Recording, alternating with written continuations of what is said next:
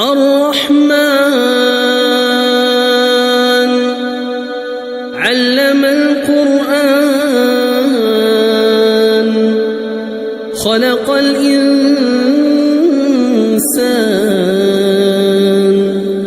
علمه البيان الشمس والقمر بحسبان والنجم والشجر يسجدان والسماء رفعها ووضع الميزان ألا تطغوا في الميزان وأقيموا الوزن بالقسط ولا تخسروا الميزان والأرض وضعها للأنام فيها فاكهة والنخل ذات الأكمام والحب ذو العصف والريحان فبأي آلاء ربكما تكذبان خلق الإنسان من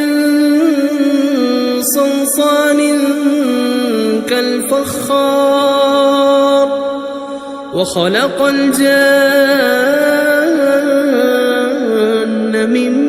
مارج من نار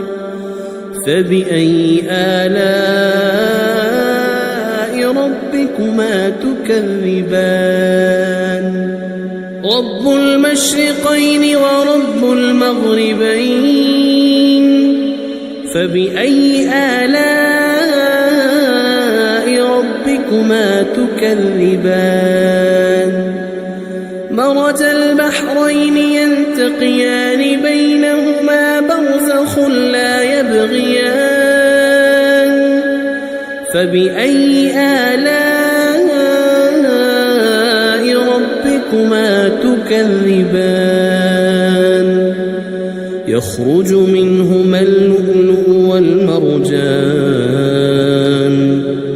فبأي آلاء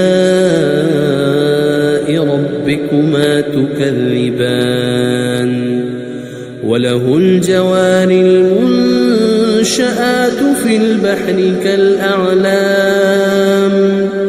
فبأي آلاء